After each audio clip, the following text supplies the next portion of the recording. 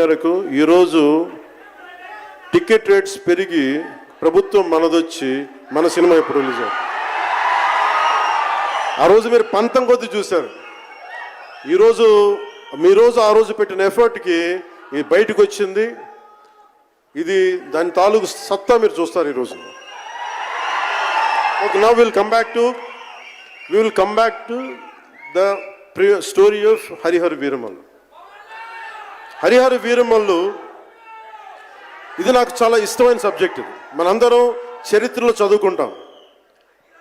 భారతదేశం ఎవరి మీద దాడి చేయలే, భారతదేశం ఎవరి మీద కూర్చొని ఆక్రమణం చేయలే. ఈ దేశాన్ని అందరూ ఆక్రమించుకున్నారు. మనం చదువుకున్న టెక్స్ట్ బుక్స్లో కానీ స్కూల్ బుక్స్లో కానీ ఎంతసేపు మొఘల్ తాలూకు గొప్పతనాన్ని చెప్పారు తప్ప మొఘల్ తాలూకు అరాచకాన్ని చెప్పలేదు ఆవిడ. Akbar is great, Shahjahan is great, Aurangzeb is great అంటే what they had done. Vijayanagara empire గురించి మాట్లాడాల. ఇంతమంది కింగ్స్ ఉన్నారు, ఎవరి గురించి మాట్లాడాల. We always heard about Mughals' greatness, but what Aurangzeb has done to our country, సొంత తమ్ముడిని చంపేసి దారా సిక్కుని చంపి షాజహాన్ని జైల్లో పెట్టి నువ్వు హిందువుగా బతకాలి అంటే నువ్వు ట్యాక్స్ కట్టాలి. Can you imagine? For being a Hindu you have to pay tax as a Hindu, just to accept, to practice.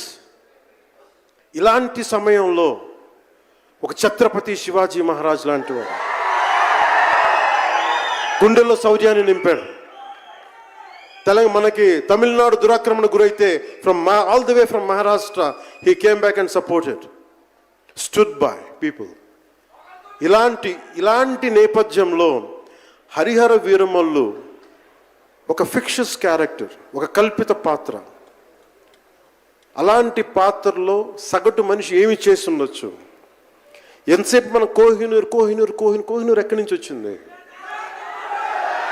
Kohinoor ఒకప్పుడు ఉమ్మడి రాజధాని కదా ఇదంతా, మనందరికీ ఉమ్మడి దేశం కదా ఇదంతా, తెలంగాణ నుంచి కృష్ణానది తీరం వరకు టిల్ విజయవాడ.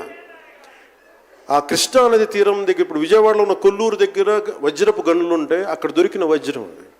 ఆ వజ్రం ఎక్కడి దాకా వెళ్ళింది? అది మన నిజాం నవాబ్ దగ్గరికి వచ్చింది. నిజాం నవాబ్ దగ్గర నుంచి ఆ మొఘల్కి వెళ్ళింది. రకరకాల ఫైనల్గా ఈ రోజున కోహినూర్ యూకే లండన్లో ఉంది, లండన్ మ్యూజియంలో ఉంది.